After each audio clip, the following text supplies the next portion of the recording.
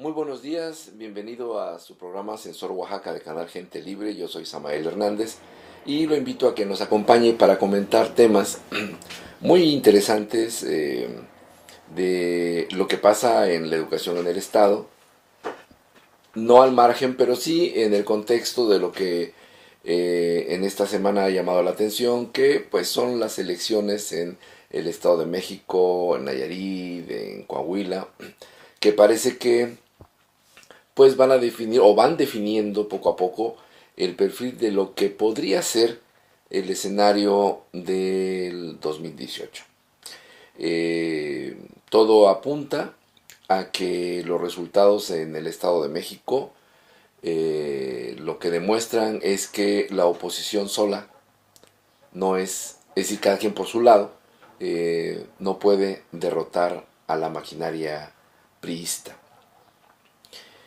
Como usted sabe, bueno, hasta el día lunes, la diferencia entre el candidato, la candidata de Morena y el candidato del PRI era del 2% con el 70 y tantos por ciento, no recuerdo bien, de las casillas contadas, ¿no? El miércoles, para cuando usted ve este programa, el jueves, el miércoles se darán ya los resultados definitivos. Morena, en voz de su dirigente Andrés Manuel López Obrador, ya dijo que va a impugnar, como en el 2006, eh, aquel viejo lema de voto por voto, casilla por casilla, ¿no? Eh, o igual, en el Estado de México la consigna de Morena es revisar voto por voto, casilla por casilla, lo cual está bien, eh, en el marco de lo que establece la ley, ¿no? En los otros estados, la alianza PAN-PRD obtuvo victorias, ¿no? En Morena, en Veracruz, que fueron elecciones municipales, pues Morena también tuvo logros, ¿no? Pero no es lo mismo un municipio que todo el estado. Desde mi punto de vista, la lección que deja la elección, sobre todo del Estado de México, es que la izquierda o la oposición, no solo la izquierda, primero la izquierda, ¿no? O lo que se llama la izquierda, el PRD, eh, Morena, cómo se plantea la relación con el PAN, no lo sé, pero bueno, podría estar en el bloque opositor. Solo así, parece ser, podrían darle pelea en el 2018 a la maquinaria priista, que a pesar de todo, mantiene su poder político y sobre todo su poder político electoral. A pesar de todo, digo, por lo que le ha sucedido a la población en este periodo del presidente Peña Nieto, hay mucha gente descontenta, la violencia se ha incrementado, la crisis económica a través de el indicador, por ejemplo, de empleos precarizados, es muy alta, la pobreza se ha incrementado, la inflación vuelve a atacar como en los viejos años 70, no en la misma magnitud, pero tiende a crecer. En fin, hay mucho descontento, los gasolinazos, la corrupción, la impunidad que un poco se ha tratado de paliar, pues deteniendo a algunos gobernadores corruptos, faltan muchos, ¿no? Todo, a pesar de eso, la gente se muestra descontenta, sobre todo la clase media se muestra muy descontenta, pues a pesar de todo, en el Estado de México, hasta ahora, hasta el día lunes, que se graba este programa, pues el PRI va ganando, ¿no? Bueno, ¿por qué es importante esto para lo que vamos a platicar? Porque la CENTE, es decir, la Coordinadora Nacional de Trabajadores de la Educación, opuesta al Sindicato Nacional, como usted sabe, la CENTE se opone a la reforma educativa, y en el caso particular de Oaxaca, la sección 22, que está integrada a la CENTE y es una de sus es uno de sus principales activos, pues tienen la idea de que si en el 2018 gana Andrés Manuel López Obrador, pues tendrían la promesa de que la reforma educativa se echara para atrás, se modificara. Desde luego podría ser al mismo nivel la reforma con una reforma constitucional en donde se cambiara lo que se establece ahí, o de manera menos problemática, nuevas leyes secundarias para reglamentar la aplicación de la reforma constitucional. Yo creo que si esto se da, es decir, el triunfo de Morena, y de veras está interesado Andrés Manuel López Obrador en reorientar la reforma, tendría que ser a través de las leyes secundarias para que no tuviera muchos problemas. Hay muchas cosas que se deben cambiar de la reforma educativa, pero bueno, este ya es un tema que de algún modo hemos comentado y que a lo mejor vamos a ir precisando en algunos puntos como el día de hoy, y vamos a precisar en algunos puntos, ¿no?, que son puntos clave, que afectan de manera diferente a los estados de la República. Bueno, pues esta elección del Estado de México, pues no provocó, o Morena no logró lo que se propuso triunfar ahí. Hubiera sido interpretado de otra manera. Hoy creo la elección, lo repito, es que la izquierda dividida o el polo opositor desunido no logran la victoria en un estado que podría ser un estado, digamos, indicativo de cómo se comportarían los electores a través de sus partidos en la elección nacional del 2018 para elegir al presidente de la República, senadores, diputados, ¿no? Bueno, pues esta situación lo que puede provocar en el campo de la política o los actores políticos educativos es que se planteen dos escenarios. Una, que el PRI, a través de sus gobernadores, en este caso de Oaxaca, el PRI busque reducir la presión de la reforma para lograr algunos acuerdos con la CENTE, y aquí sería la sección 22. ¿En qué sentido los acuerdos? Pues que no llamaran al voto de castigo, no llamar al voto de castigo y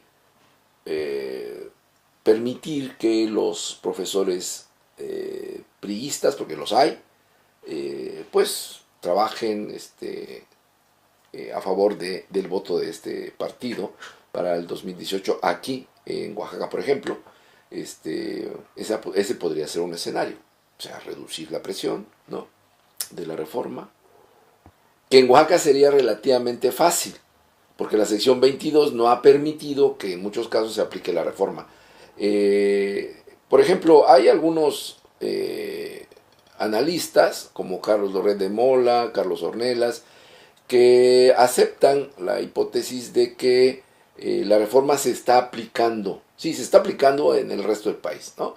Pero en el caso específico de Oaxaca, tiene algunos matices que no hacen muy simple el decir que la reforma educativa se está aplicando en Oaxaca y va en ascenso gradual, por lo que voy a comentar en el segundo bloque. Entonces, bueno, de todas maneras sí se mantiene la presión sobre los maestros y los trabajadores administrativos, o los PAE, como se les dice, en Oaxaca. Entonces, en el escenario 2018 tendrían que ir de aquí entonces reduciendo esa presión y pactando con la sección 22 para que no se movilice abiertamente a favor de Morena, porque en Morena, en Oaxaca, en las últimas elecciones tuvo una presencia muy importante, ¿no?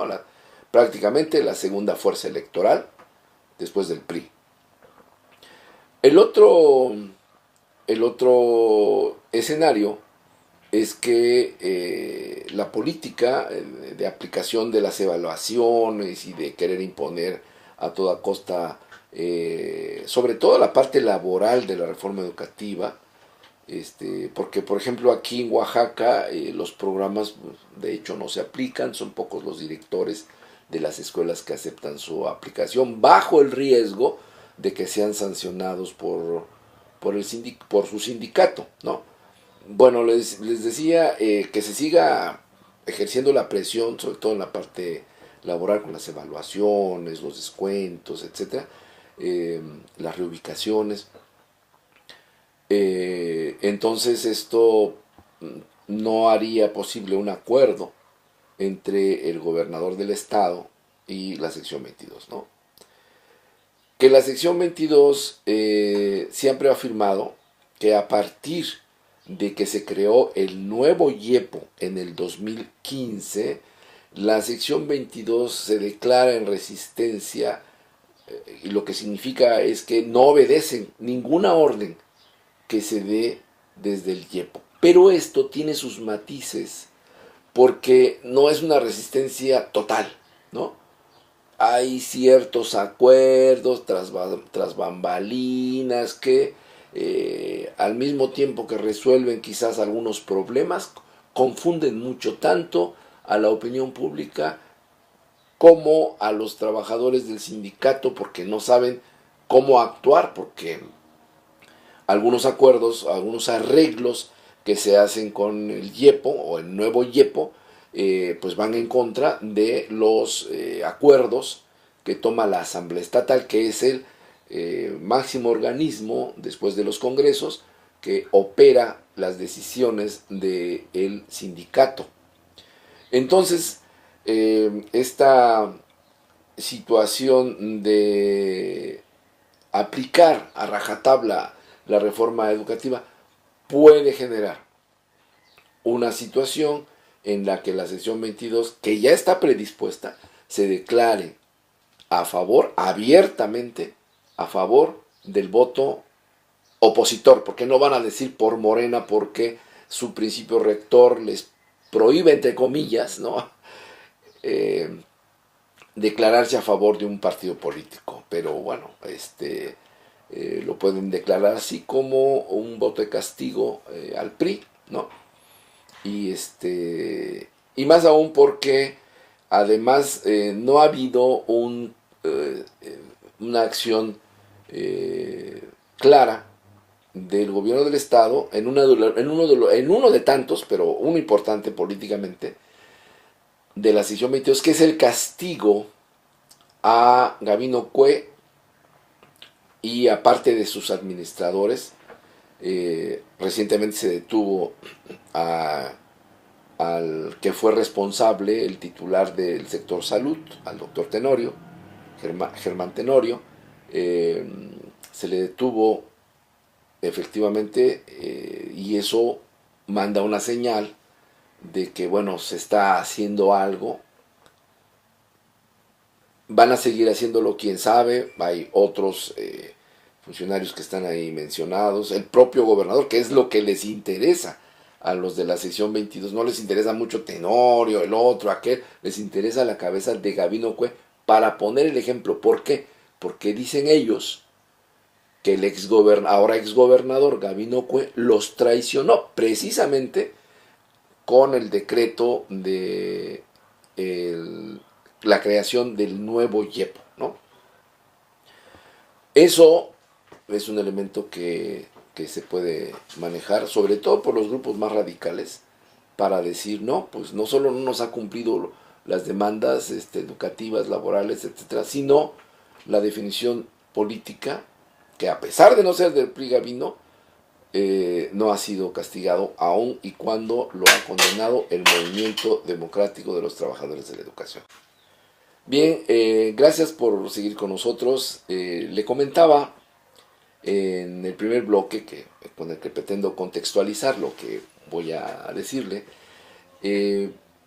algunos analistas dicen que la reforma se está aplicando, de que la CENTE está retrocediendo.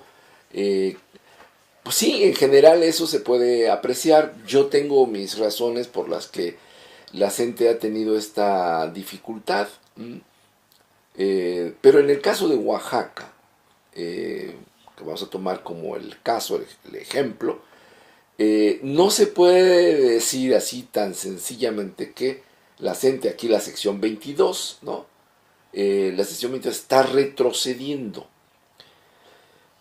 Hay dificultades, tienen dificultades para poder articular una acción fuerte, ¿no? La movilización de mayo, que fue en parte el resultado de los acuerdos del CENTE, de la CENTE, pues sí accionaron en los 37 sectores, no tan fuerte como el año pasado, en 2016, que pusieron en jaque a todo el Estado, o sea, lo hicieron con más tacto,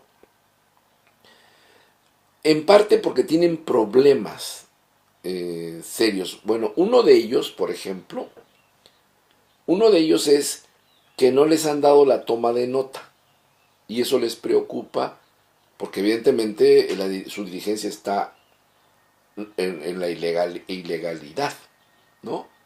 No pueden tomarse acuerdos con esa dirigencia porque no está reconocida legalmente. La toma de nota es lo que hace, ¿no? Le da legalidad a una representación sindical. Eso se ha criticado mucho en México porque es el propio gobierno el que dice que sindicatos sí, que sindicatos no a través de esa toma de nota. Pero así están las cosas. Eso les preocupa. Lo otro es que no le han pagado a la dirigencia de la sección 22 como se venía acostumbrando, que era su plaza del Yepo, su plaza por estar en comisión sindical, 2, y la plaza con la que cubrían su plaza de origen, 3, ¿no? Aparte de otros bonos. Entonces los señores ganaban como dirigentes muy bien, por eso todo el mundo quería ser dirigente, aparte de los otros negocitos que se hacían por ahí, en fin, salieron millonarios, varios. Y ellos mismos lo reconocen, no es una cosa que yo esté inventando eso, ellos mismos lo reconocen en sus documentos, el nivel de corrupción y todo lo demás. Pero ahora, bueno, eso con la reforma educativa ya no lo pueden hacer. Y resulta que quien les tiene que pagar es el Sindicato Nacional. Ellos no quieren eso. En primer lugar, porque el Sindicato Nacional no les reconoció más que la estructura legal, es decir, la que marcan los estatutos, ¿no? Pero si contamos todos los niveles de dirigencia que tiene no la organización sindical, sino lo que llamo la organización metaestatutaria, es decir, el Movimiento Democrático de los Trabajadores de la Educación, el MDTO, no es el sindicato, es eso, un movimiento dentro del sindicato, pero que controla todo el sindicato, porque controla al 100% de todo en el sindicato. Es como el alter ego, pues, de la estructura sindical, pero es mucho más grande. Según los datos que tengo, pueden llegar hasta 700 o más, ¿no? Los que operan, pero que antes estaban con sus pagos normales comisionados en una función sindical. Y pueden ser más, porque hablando de los dirigentes, los principales, pues, desde el delegado sindical hasta del delegado sindical hasta los representantes o los que operan la coordinadora estatal, todos estaban liberados de sus funciones docentes. Y los cubrían, entonces eso eran muchos, ¿no? Ese es un problema también, porque estos señores siguen cobrando, pero de manera ilegal, como no están en la estructura identificada, como la estructura sindical están en una que no es la legal, es muy difícil identificarlos, aunque aparecen sus nombres y todo en los acuerdos, pues no les pueden suspender el pago. La pregunta es, bueno, ¿y quién lo hace? Por ejemplo, cuando salen de brigadeo, ¿cómo cubren ese lugar en las escuelas? Bueno, pues es un arreglo económico, político. Económico digo, porque lo hacen rápidamente, sin papeles, sin muchas cosas, ¿no? Entonces, bueno, esas son las dificultades que tienen. Además, aparte, perdón, de que pues ya no disponen de las plazas, ya no las pueden asignar tan fácilmente como antes, que son recursos con los que pues controlan a los maestros, a los PAES, a los administrativos, al personal auxiliar, pues y de apoyo a la educación. Eso ya no lo tienen. Sus cuentas sindicales están todavía congeladas, no se las dan, ¿no? Entonces no tienen recursos, y están bajo la amenaza de ser declarados ilegales, ¿no? Así los van a tener, yo creo, para que sea parte de la negociación. Ellos insisten en que ya se les dé la toma de nota, que ya se les pague y se cumplan las demandas del pliego petitorio, pero no se ha hecho. Tienen ahí un problema emblemático que son los regularizados, y en segundo término, pero también están los normalistas. Entonces tienen todos estos pendientes, y eso hace que no haya mucha fuerza en la convocatoria, y no puedan en algún momento responder como lo acostumbraban. Pero eso no significa decir que no puedan responder. Desde luego que pueden.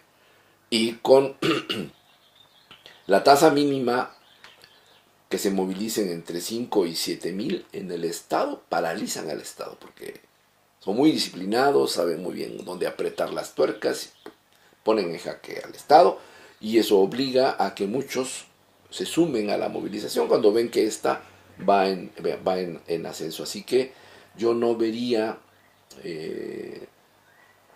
muy acertada el escenario que nos pintan, por ejemplo, Lore de Mola, Carlos Ornelas, en el sentido de decir, sí están debilitados, en general pueden dar esa idea, pero ya en particular hay que matizarla porque no es del todo así.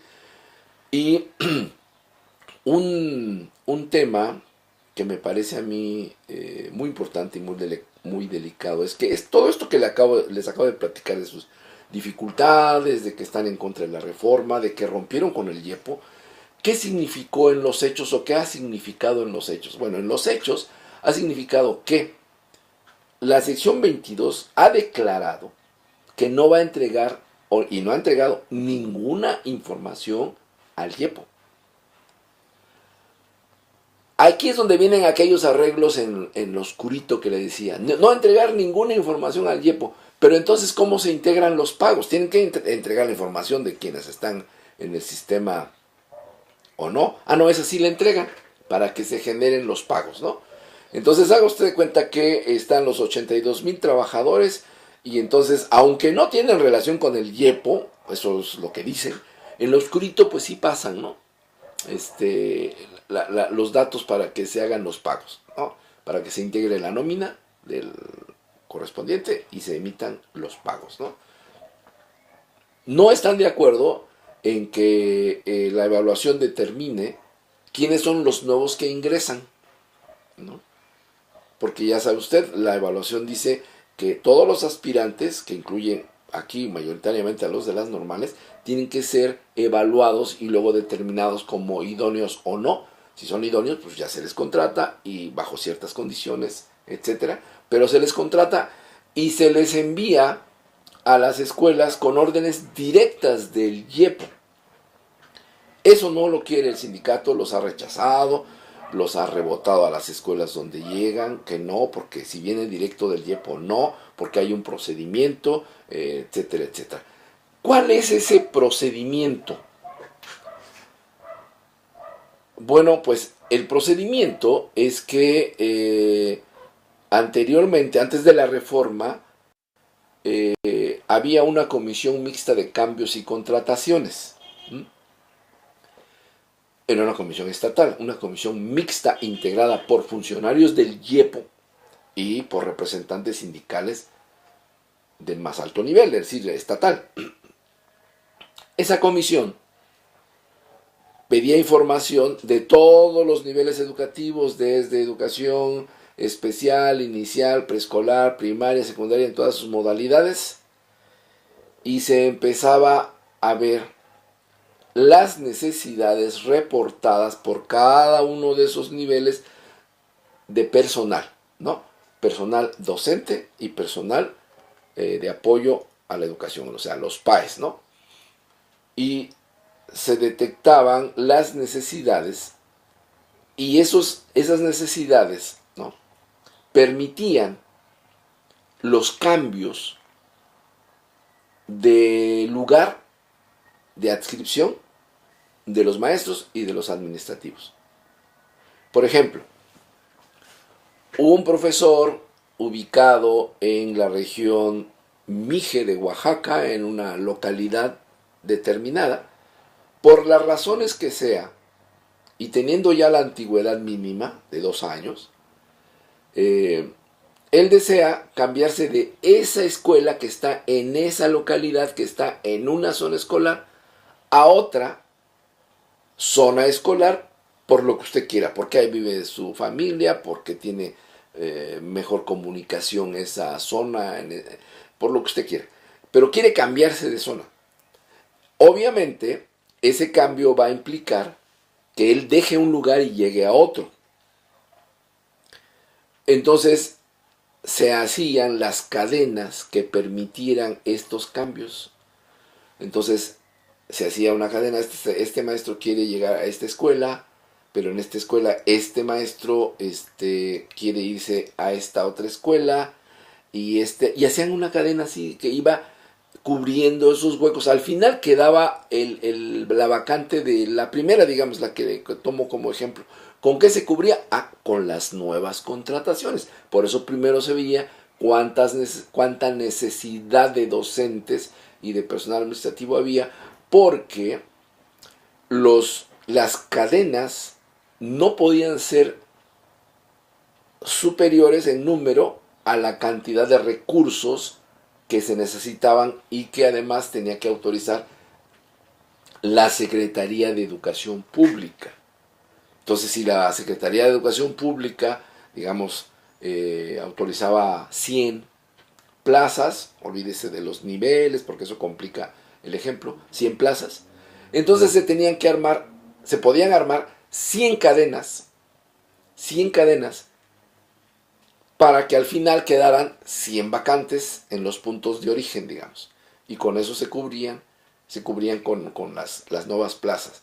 Pero claro, el asunto es más complicado, porque estos movimientos, por ejemplo en secundaria, tienen que ser movimientos que se compensen. ¿Por qué? Porque, por ejemplo, hay maestros que tienen 30 horas en secundaria. Entonces va a dejar una escuela secundaria y se va a ir a otra escuela secundaria. Pero él no se puede ir a una escuela secundaria donde requieran nada más 15 horas. Porque entonces a sus 30 horas, pues no podría aplicarlas en esa escuela, le sobrarían 15.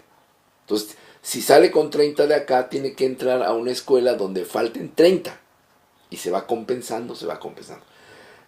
En el caso de secundarias, cuando no se compensan, por ejemplo, cuando sale uno de 30 y entra a un lugar donde hay una necesidad de 15, porque el maestro que se fue tenía 15 horas, sobran 15 en esa escuela, pero faltan 30 en otra. Entonces, cuando se hace el cálculo de las necesidades de horas, esa escuela va a necesitar 30 horas, pero en realidad no las necesita. Lo que pasa es que no se compensó el cambio adecuadamente. Entonces es un esquema más complicado, pero tiene que ser así. O tenía que ser así. ¿Por qué? Porque si no, esto es muy importante, no solo se afecta el servicio real, porque a veces era al revés, llegaba un maestro de 15 horas en un lugar donde se necesitaban 30. Entonces ese maestro tenía que dar 30 horas de clase cuando nada más se le pagan 15. Entonces no solo se afecta el servicio escolar, porque el maestro puede decir, pues yo no las doy, porque si me las van a pagar sí, si no, pues no.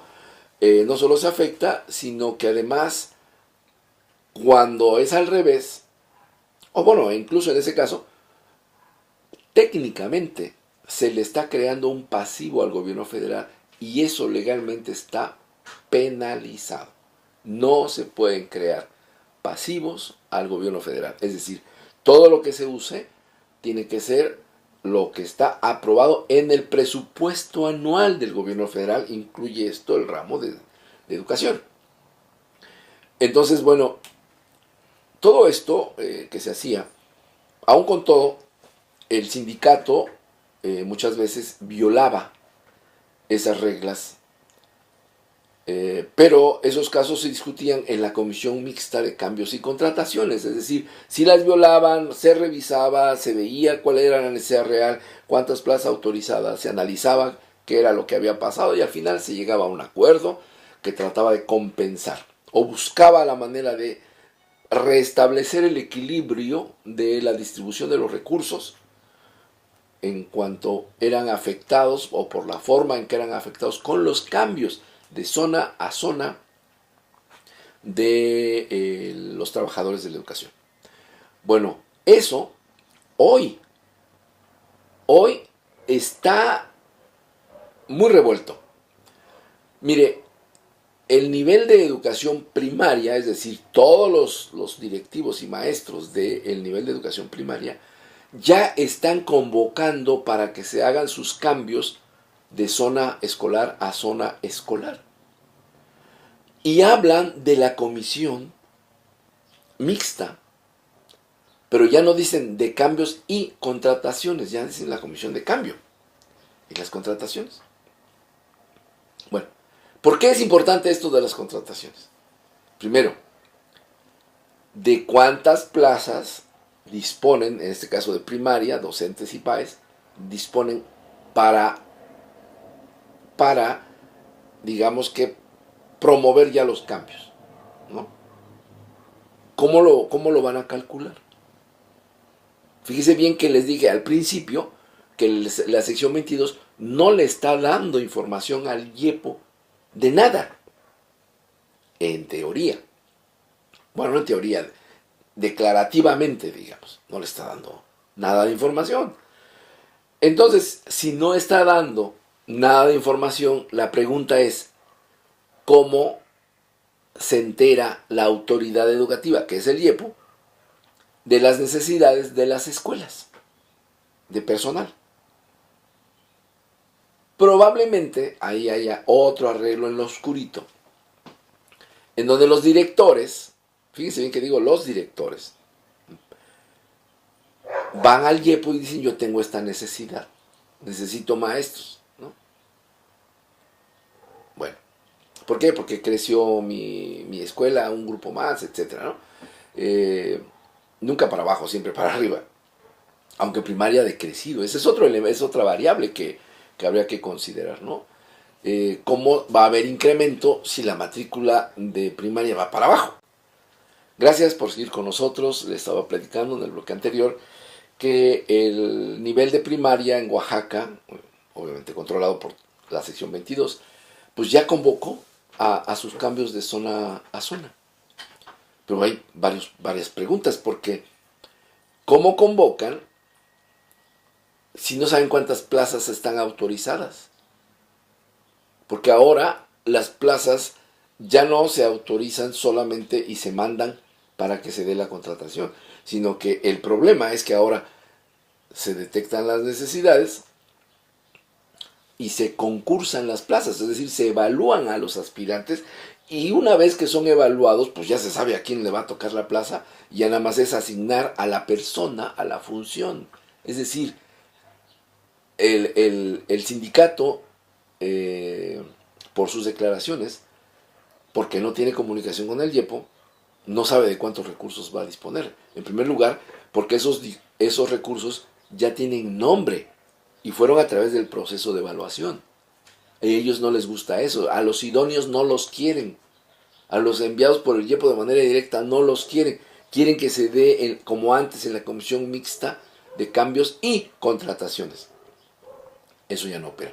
Pero si primaria está lanzando la convocatoria, es que o tiene la información de las plazas autorizadas por la SEP y tiene los nombres de los que va a poner ahí, porque ya tienen nombre, porque ya fueron evaluados y ya resultaron idóneos, ¿no? Y ya están dispuestos para que los ubiquen, pero además los va a mandar el IEPO.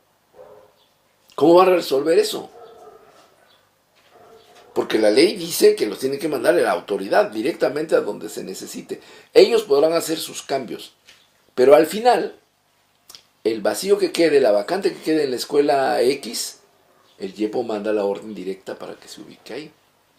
Y eso no lo van a aceptar. Entonces, ahora sí, en teoría, esos huecos no se podrían cubrir. Al menos no con el procedimiento establecido. Bien, ¿cómo van a hacer las cadenas de cambio? Evidentemente a partir de criterios predominantemente sindicales, ¿no? Aunque hay elementos del viejo orden de cosas, al final van a ser criterios sindicales. Porque el procedimiento para decidir finalmente quién va a ocupar tal lugar en tal escuela va a ser una asamblea donde van a votar. Si hay dos que tienen los mismos derechos, la asamblea decidirá a quién. Ahí hay varios temas de legalidad. Es decir, una asamblea no puede definir tus derechos. Tus derechos son inalienables, intransferibles. Una asamblea no puede decidir si yo tengo derecho a votar o no. Yo tengo simplemente el derecho a votar. Bueno, pasa lo mismo donde quiera que se aplique el derecho, y eso lo saben muy bien los abogados. El caso es que va a ser una asamblea. Así lo van a decidir. Ya está la convocatoria, están los documentos, está ahí, no es nada que sea oculto, es público, y ahí están los documentos. Y la pregunta es, cuando hablan de la comisión mixta, ¿se incluye al IEPO? Y cuando digo al IEPO no me refiero a los directores de las escuelas, ni a los supervisores escolares, ni a los jefes de sector, porque no son del IEPO, son del movimiento.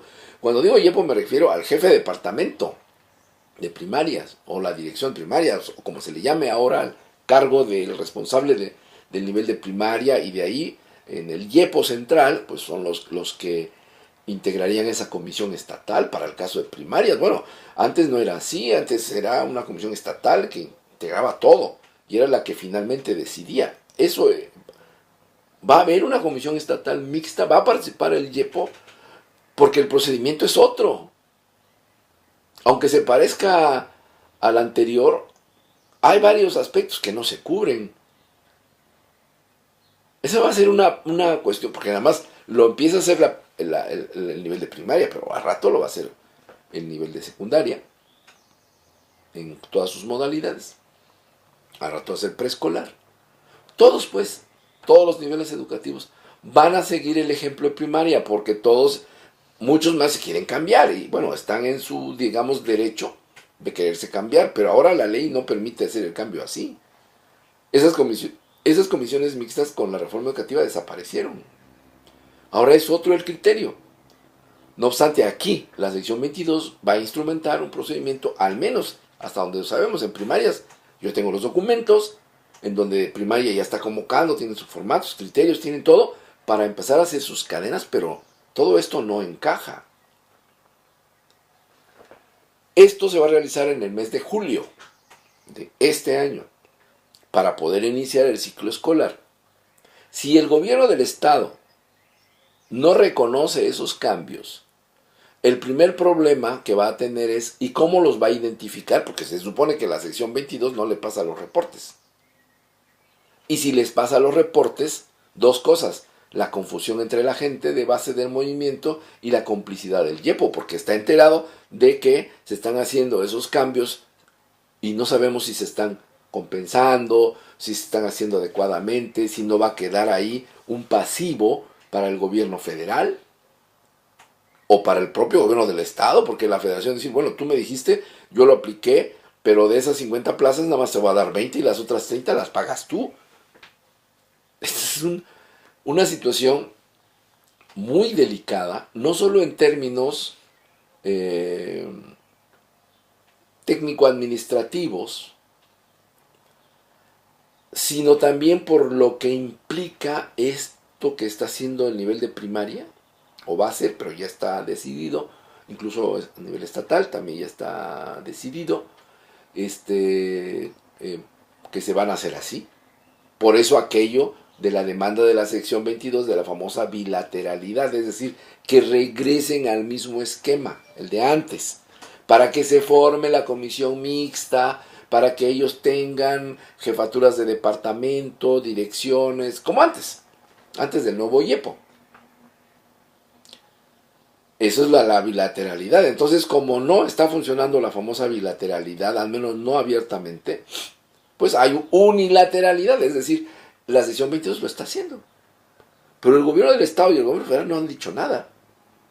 Al respecto no han declarado nada. Al respecto de lo que le estoy comentando acá, lo de primaria, lo del nivel de primaria. Entonces, aquí hay un elemento grave en términos de, con esto se puede decir todavía que la administración es pública. La idea tradicional que se tiene es que la educación pública está financiada y administrada y certificada por el Estado, por el gobierno. Pero en el caso de Oaxaca no, porque este procedimiento que acabo de mencionar, que es un procedimiento administrativo, ejecutado y normado por el gobierno, no se está respetando. Y esta capacidad que tiene la sección 22 de hacer eso, de instrumentarlo y aplicarlo, es solo una de las cosas que hace, porque hay otras cosas que hace también con relativa autonomía del IEPO. Digo relativa autonomía porque siguen cobrando, eso sí, que pase el pago de nómina, pero otras no. Por ejemplo, pues la aplicación de las evaluaciones, ¿no? Los reportes de los niños de sexto año de primaria, por ejemplo, o tercero de secundaria. Ese procedimiento no lo están respetando. Es decir, antes había un formato que se llamaba REL, en donde ahí los maestros, de los directores, digamos, reportaban los nombres de los niños que habían terminado la primaria y la secundaria para que se gestionara su certificado. Ahora eso ya no es así, ahora es en una base de datos donde se reporta y se sube a México y el IEPO emite los certificados con la autorización de la SEP, con el visto bueno de la SEP, pues, y ya se imprimen esos certificados y se entregan. Pero ellos no quieren hacerlo así. Bueno, ya dijeron que lo van a hacer de la otra forma, van a llenar su forma REL y las van a mandar, pero la forma REL no es el procedimiento. Entonces hay ahí varias situaciones delicadas de la, digamos, forma de operación técnica administrativa, en donde la sección 22 está rompiendo con lo establecido. Eso es delicado porque el servicio público ya no se está ofertando a partir de las reglas, de las normas que establece el Estado mexicano, sino el que establece la sección 22. Y además van a generar, si no hay complicidad de la SEP, pasivos para el gobierno federal y probablemente para el gobierno del Estado. Lo va a aceptar el gobierno federal y el gobierno del Estado, van a aceptar entrar en esas circunstancias, van a dejar abiertamente, va a entrar dentro del paquete de bajarle a la reforma educativa del que le hablé al principio, para que en el 2018 en Oaxaca los maestros no se metan en tantos líos con la elección, sobre todo con el voto presidencial. Va a entrar dentro de ese paquete. Ese es parte de los arreglos que pueden hacer y que van a tener que enfrentar, porque la sección 22 lo va a hacer. ¿Cuál va a ser la actitud? Si no lo permiten, entonces entramos en el segundo escenario, la tensión. ¿no? La tensión porque no están siguiendo las normas de la reforma, y entonces con ese pretexto, más otros, como el castigo a Cue y otros, la sección 22 va a declararse en movilización, creando una tensión ya desde ahora, en el mes de julio, para coincidir en el mes de agosto con el paro de labores, el paro general de labores, que esa ya es una decisión tomada por la CENTE, de que iniciando el ciclo escolar, si no se logra hacer el paro ahora, que ya no se pudo, porque pues ya no veo yo que haya movilización en ese sentido, sigue el brigadeo, siguen preparando, entonces va a ser al inicio del ciclo escolar 2017-2018, que por lo menos ya tiene este componente, ya tiene un componente explosivo, que son los cambios de zona a zona. No es un asunto menor, es un asunto que está movilizando a toda la estructura en este caso, educación primaria, pero falta ver cómo van a plantear el asunto los otros niveles, que también se mueven ya con relativa autonomía. El tema es muy delicado, plantea de fondo lo que he estado viniendo analizando en estos últimos programas, de hasta dónde en Oaxaca la educación sigue siendo pública. Gracias por seguir con nosotros. El tema de Oaxaca en el contexto nacional plantea situaciones delicadas, ¿no? No es nada más, no puede verse como un caso aislado, ¿no? En términos de la resistencia a la reforma. No puede verse como un caso aislado en términos políticos, ¿no? Tiene que, en el análisis, estamos obligados, quienes hacemos este tipo de reflexiones, pues a integrarlos en un contexto más general, para entender no solo posibles efectos externos, llamémosles así, sino también cómo puede repercutir el caso Oaxaca, por ejemplo en Chiapas, ¿no? Donde va a haber elecciones de la nueva dirigencia de la sección 7. Ahora, por ejemplo, tienen una presencia importante, el bloque, allá le llaman el bloque democrático. Es diferente de Oaxaca porque ahí no es el 100% el control, lo mismo que en Guerrero y en Michoacán. Pero, ¿cómo va a repercutir todas estas cosas que se están dando en Oaxaca allá? Es diferente desde luego porque ahí el problema de los cambios lo tienen que pactar con los institucionales, porque están mezclados. Y de hecho lo pactaban hasta que se dio una tensión el año pasado, gracias al señor Miranda, actual secretario de Desarrollo Social. En Chiapas hubo hasta muertos, ¿no? Porque ahí sí se da la tensión. Aquí no, porque aquí todos son de la CENTE. Pero ¿cómo va a repercutir? ¿Cómo va a repercutir en Guerrero? En Guerrero, donde está todo, bueno, súper caliente, ¿no? Y con esto de las elecciones federales, pues se van a poner las cosas peor, igual en Michoacán. Hay otros estados donde ya hay una disidencia del CENTE hacia el Sindicato Nacional, o sea, el CENTE, un poco a favor de la coordinadora, que puede prender y podemos regresar a una situación en cuanto al impacto similar a la que vimos en el 2013, donde de repente en varios estados empezaron a surgir grupos opositores dentro de las secciones sindicales del CENTE, que veían con buenos ojos los planteamientos de la CENTE, de la Coordinadora Nacional de Trabajadores de la Educación. Bien, pues esto es algo que anticipo. Ojalá y los señores del IEPO y del gobierno del estado en general vean esto, no lo echen en saco roto, lo discutan, vean cómo lo van a resolver, porque es un problema que va a explotar.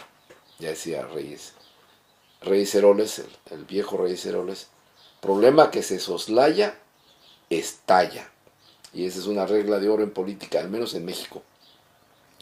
Entonces eso es lo que puede suceder si esto se va acumulando y no se resuelve, ¿no?